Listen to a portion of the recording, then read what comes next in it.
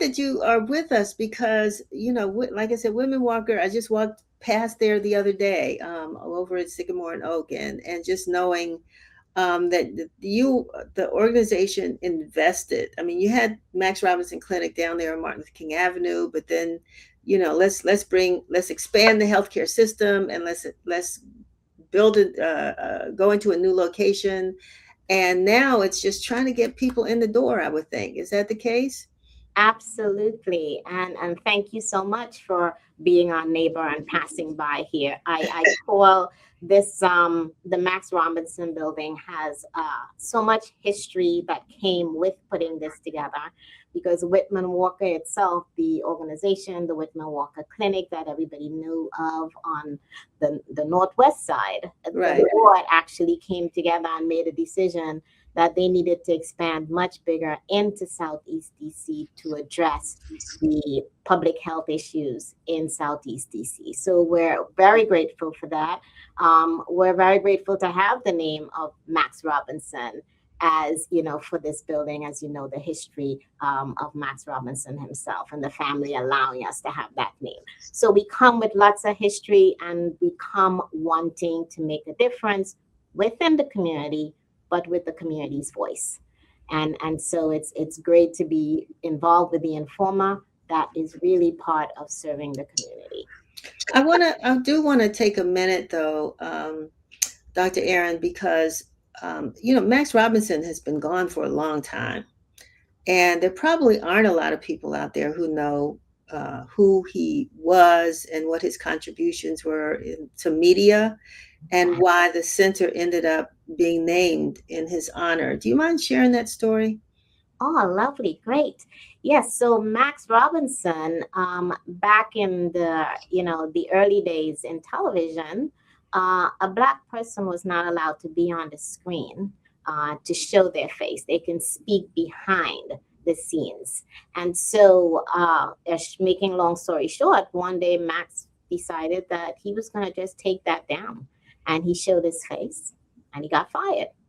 And that propelled him to move on to, I believe, in Chicago when the riots were going on. And he became very famous then for being an anchor and being, on television and being seen. And then he was on major television programs in New York. But one of the things that people didn't know is that in his latter days, he suffered with HIV and AIDS and ultimately died from full-blown AIDS. And when he died, he allowed his family to tell the story. And seeing that Whitman-Walker's foundation has been from the onset of the pandemic of HIV and has served so brilliantly through that whole process, having his name as part of our history was really something that we wanted. The administrators back then asked the family, and the family gave us permission to take the name of Max Robinson. So we're very, very proud of having that name and that legacy with us here. He definitely had a very strong and rich and memorable legacy. And now that I've asked the question, I feel like we at the Informer need to go back and do something on Max Robinson to remind people, because he was a pioneer in the news business, starting here in Washington, D.C. And so with that, as you have talked about, I mean, Whitman-Walker started off really focusing on HIV and AIDS. And then there was this criticism, I guess, of the organization that because it was on 14th Street in the downtown area, that it was neglecting African Americans that were impacted by the virus or the disease. And you all sort of stood up quickly and said, no, we're an equal opportunity health provider here. We're going to make sure everybody is included, because DC had a really high incidence of AIDS back in the day. Is my recollection of that story correct?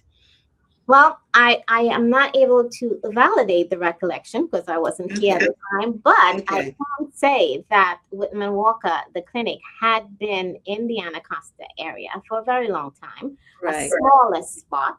and did what they could to address. But taking into consideration the population had the planning and the foresight to build out this Max Robinson site here in Southeast DC, and is indeed responding to the call in so many different ways. Um, we have created what we call a real community hub. So in this hub here, we have the Research Institute, which is what I lead here. We also have clinic space for primary care. We have continued to do research in clinical trials in HIV in every possible aspect of HIV care, but also on our partnership on the clinic side, the clinic sees all kinds of primary care. You can come here for your regular primary care. It does not have to be related specifically to HIV, but it is an expertise that we have and we continue to use it. So this is all for everyone. This building, we want people right across the street to know that they can walk over here. We have there's emergency clinics, and those same individuals also have the opportunity under the Whitman-Walker Health System to be part of clinical trials and research, because we know that research is how we get medicine. So if you're not part of the research package, you're not part of the ending result. And that is something that the Whitman-Walker Health System wants to turn around, especially here in Southeast DC. Mhm.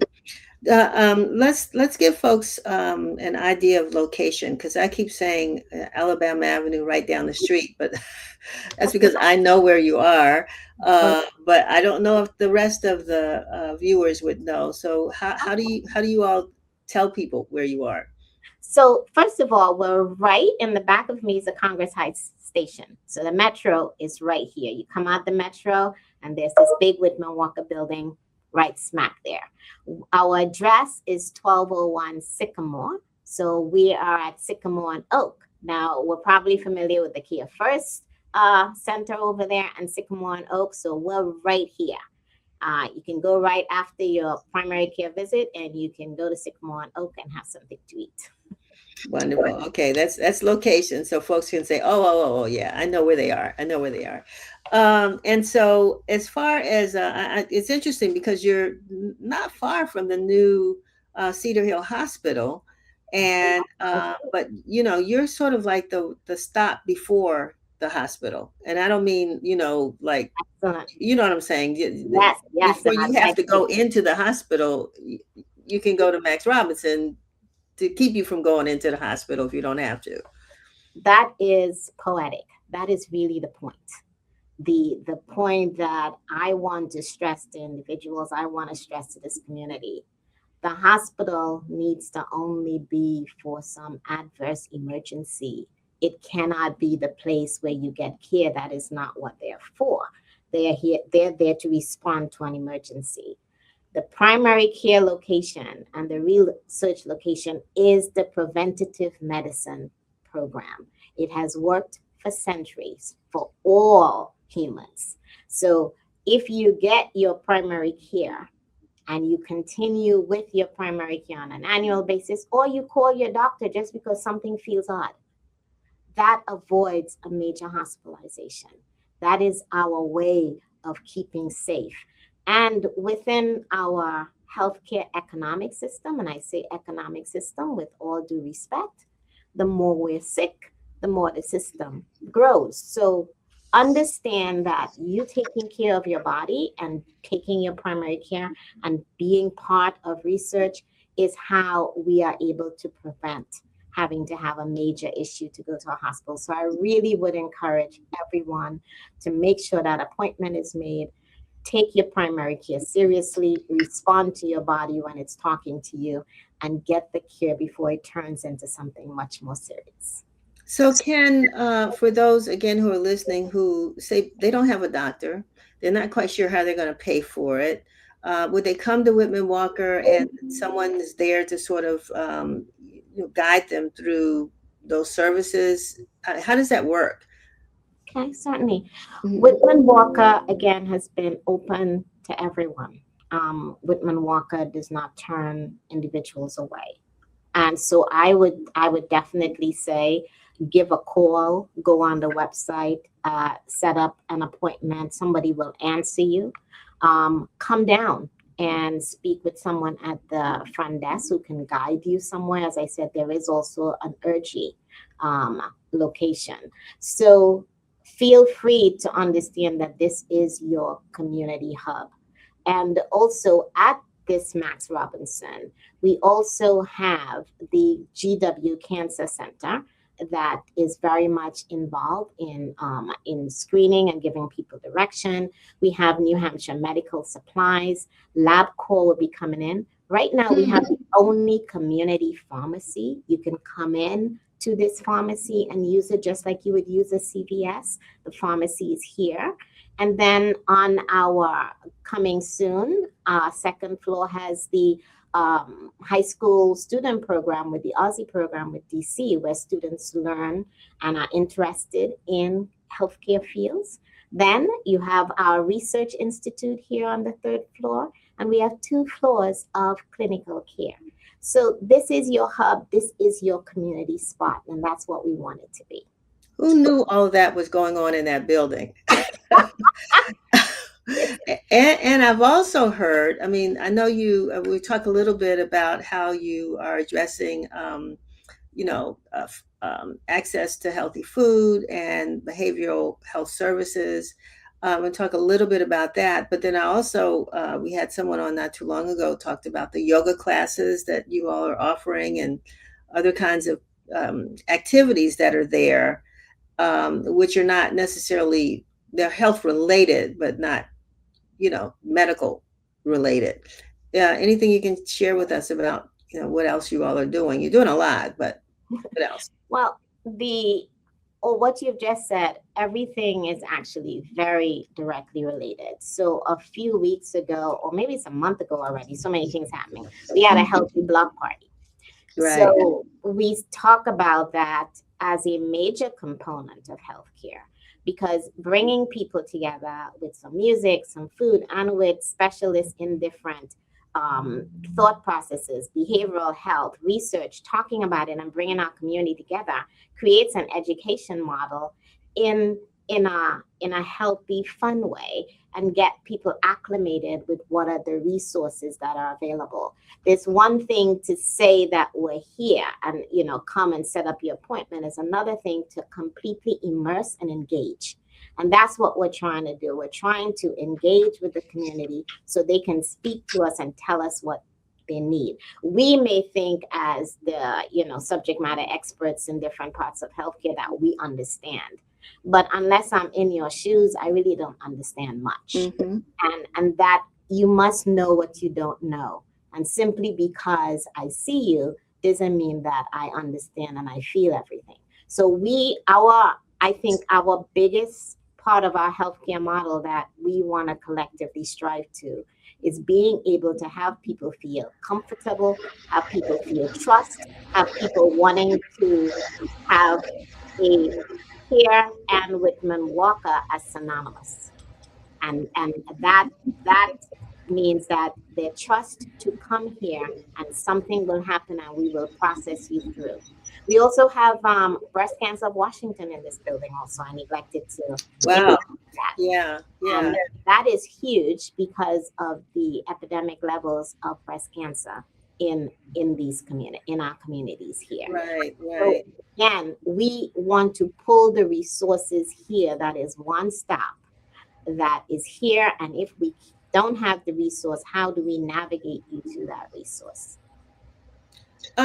Before we go, I want to talk a little bit more about the research and the clinical trials that you all are doing there.